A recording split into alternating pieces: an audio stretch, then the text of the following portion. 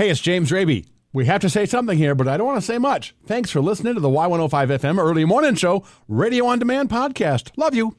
Only morning show in my life. But it will taper off later on today. Hi, it's James Raby. This is the Y105 FM Early Morning Show. Becca, who did you scare with a face mask? I scared my husband.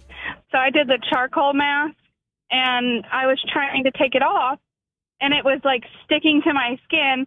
So I went up to him. He didn't know I even had it on, and I said, "Babe, it's stuck to my face." He started freaking out. Like, what is that? Like, what did you put on yourself? And it was funny. That's great. What did you do to finally get it off? So he ended up having to scrub my face with a washcloth to get it off. Like, he yelled, and he thought, like, something was, like, wrong. Right. It was hilarious. And he really thought. I mean, he really freaked out when he saw you. Yeah, like, he was, like, at double take at first. He goes, like, he thought I had put something on my face, and it was, like, turning my skin a different color. Because at first, we were in the dark room, so he didn't know that it was, like, a face mask. And then when I turned the light on, he, like, kind of relaxed, but at the same time, he was still worried that it wouldn't come off. Well, thank you for calling in. I appreciate that, Becca. This is the Y105 FM Early Morning Show on National Face Mask Day. What is the reaction you got from someone? Did you scare someone when you were wearing one of those beauty masks? You should shop Amazon. His first hit was Your Song back in the 1970s, and he's been doing hits ever since then. It's just an amazing career. It is Y105 FM's Early Morning Show. My name is James Raby, and Lisa, it is National Face Mask Day. So who did you scare with a face mask? My husband actually had his uncle over, and I came out not knowing he was there, and I was wearing an avocado one, and he said I looked like an alien because the mask was green. Well, what did it look like? Well, I had it covering my entire face, and I had my hair up on my head in a messy bun, and I was already in my pajamas and everything, so I just had an entirely green face, and it was kind of lumpy mask. Uh-huh. So he said that I looked scary and looked like an alien almost. Well, if you're kind of green and you're kind of lumpy, I guess I can understand that. It is Y105 FM's Early Morning Show. I'm James Raby. One last question, Lisa. How did you react to his reaction? Well, I was surprised because I didn't even know he was there, so I kind of just laughed it off and didn't really know what else to do. That's awesome. You are awesome. Thanks for calling into the Y105 FM Early Morning Show. I'm James Raby. What caused the police to say, hey, we should raid the Motel 6? What made that happen? We'll find out next in the Y105 FM Early Morning Show News Minute. Here's what you missed on the Early Morning Show. Rochester police said the Wednesday raid at the Motel 6 in Rochester was due to the... Rochester police say the Wednesday raid at the Motel 6 in Rochester was due to the threat of potential drug overdoses in the community. Good morning, I'm James Raby. This is the Y105 FM Early Morning Show News Minute. Yeah, we got rain today. How long will it last? We'll find out in about 60 seconds. According to the RPD, the search of 5 rooms at the motel resulted in the arrest of 7 people in the seizure of 7 grams of methamphetamine, dozens of suspected counterfeit oxycodone pills, a small amount of marijuana, and related drug paraphernalia. From previous investigations, locally and elsewhere, authorities have found that counterfeit oxycodone pills often contain fentanyl. We'll get more details on the raid on the Y105 FM app. Also on our app this morning, 4 vehicle crash in Northeast Rochester sends 2 to hospital. Rochester Volleyball League organizer facing sexual assault charge. And Rochester wins nearly $20 million grant for new downtown bridge.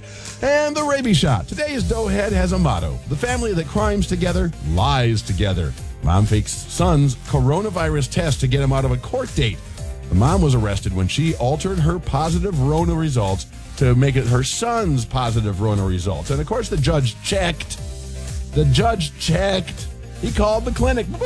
And they're like, oh, no, that's her results. Oh.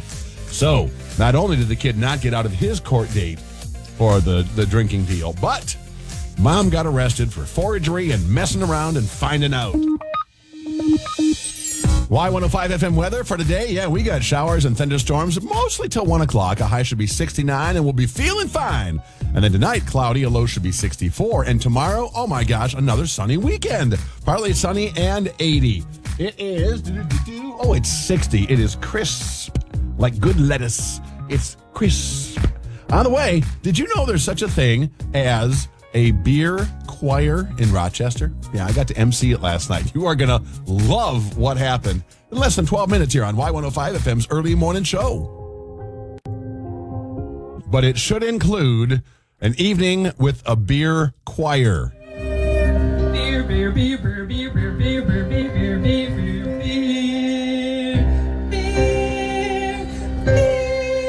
The Beer Choir was a fundraiser last night at the Sexy Brewing in Pine Island, South by Southeastern Minnesota brewery. It was a fundraiser for Resounding Voices, a group that works with folks that have dementia, and they sing choir together.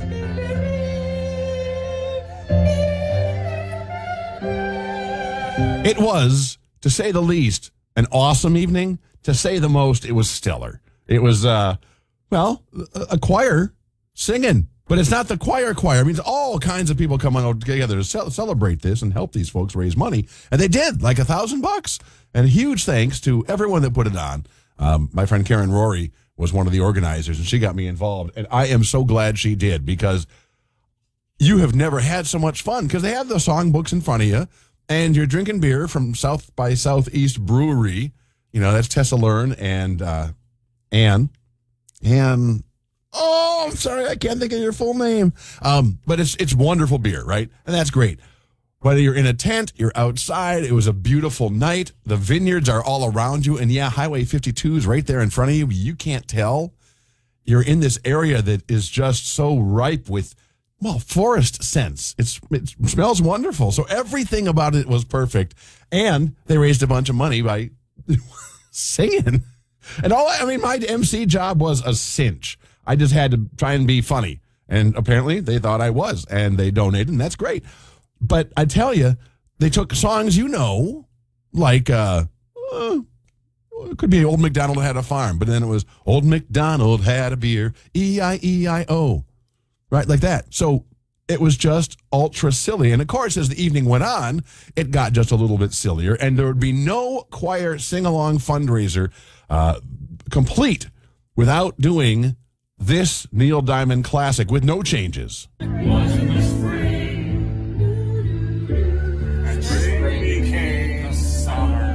I guess you can kind of hear me in the background there.